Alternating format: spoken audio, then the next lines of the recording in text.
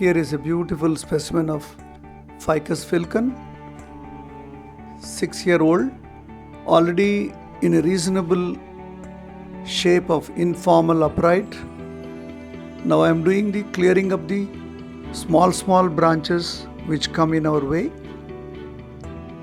Just examine the branches, how thick they are, what direction they are growing.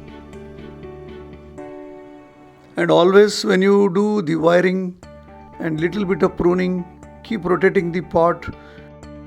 Wire which you want to apply on your plant, thickness is very important. The thickness of the wire should be able to bend your branch or the main trunk in your reasonable direction, whichever way you want. So I have chosen almost 2 to 3 mm. It's a 3 mm diameter aluminum wire. I prefer aluminum wires, are better. They are flexible, light in weight, and copper wires also good, but they tend to become heavy and tight, especially when you want to remove them. So first I have anchored the direction in which you want to do the wiring. It depends upon how you want to rotate the trunk. Here there is not much maneuvering is needed because the trunk is nicely tapered and it's in reasonable good shape. Branching is also reasonably better, and by probably next year or in next 2 years it will become a very good specimen. Choosing a pot is very important. See, when you wire, it should not be too tight, especially ficus species grow fast.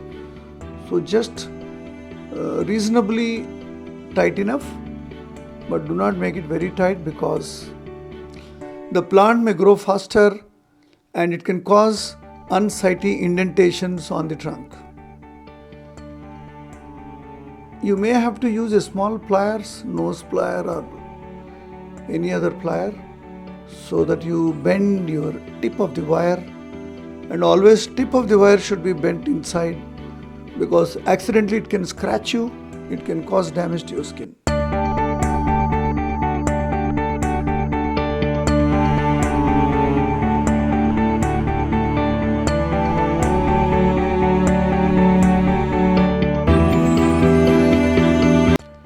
Now you do the bending. As a rule, you hold the wire and bend. You may even rotate clockwise or anti-clockwise. If you rotate in the wire direction, the plant will rotate nicely. Again, the tip is come up, so I'm trying to bend it. Whenever you do wiring, the plant has to be tightly fixed in the pot because while wiring and bending, you may tend to move the plant from its original position in the pot. Now I am going to retain the same shape. Maybe I will add little bit of movement in the trunk, that is a twisting shape. Movement is very important for bonsai. See, you can see it's a kind of a S-shaped movement I have created in the trunk. Although style is still informal upright and very nice tapered trunk. Yes, I do agree. The lower branches are slightly lower, but I don't want to sacrifice them until I grow the top better. So for now, maybe next year we'll decide.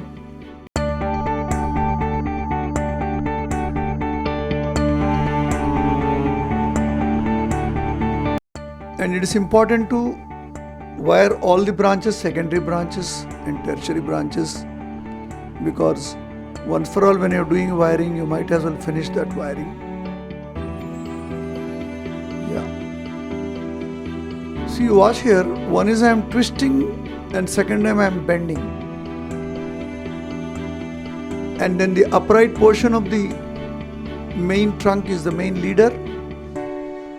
And this is probably the rear view. Front view is on the other side of the plant. This looks fairly good, but there is one more branch missing to balance the second branch.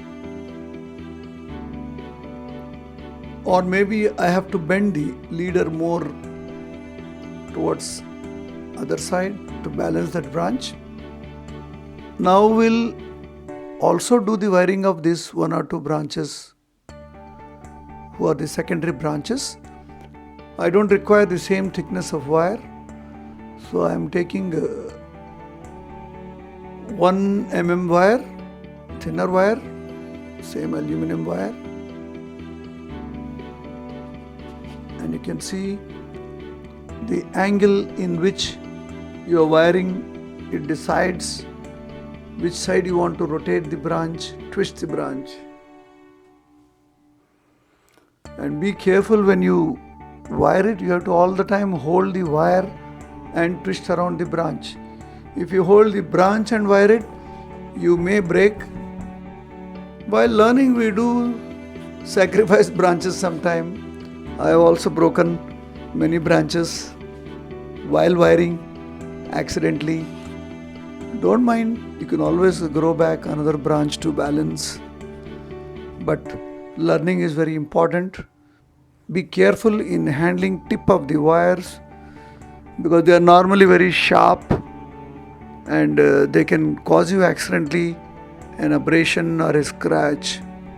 You always choose a wire slightly thicker than the branch and anchor it properly, and do not tighten up too much because the ficus species grow faster. You should have a balanced branches and they should fork at the end. They should become 2 branches at the end. More than 2 branches may not look good, or 2 branches from the same point also may not look. But of course, in nature we do not know how the branches grow. So I am also taking off these extra leaves. Shaping and bending is all in your creativity. There is no hard and fast rule how to wire, how to shape. These are only general guidelines. Actually, this plant has peculiarity because it has 2 good branches from the lower third of the trunk. Initially I thought I'll sacrifice, but they are nicely grown branches and they are in a good balance, and also they provide a good conical shape to the whole plant. So I've decided to have the 2 low set branches, and I'm not going to make this plant too big a bonsai.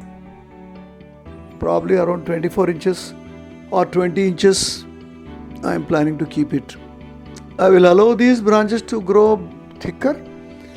Actually, if you see, this plant can be potted in a slightly smaller pot also, but I have deliberately growing in a slightly bigger pot so that the energy can flow better in the plant and keep the plant more robust, and growth can be very vigorous so that you have a thicker trunk, thicker branches and nice conical shape. You see, the base of the trunk is quite thick and is very nicely tapering. Wiring also helps to stimulate the trunk wherever we are wiring, and that encourages to growth of the new buds into new branches and shoots. You may have to cut the wire after 3 to 4 months, and you need to keep on doing wiring the whole life of a bonsai. As the plant matures, the branches become thickened and the foliage, it should look like a real big tree in the nature.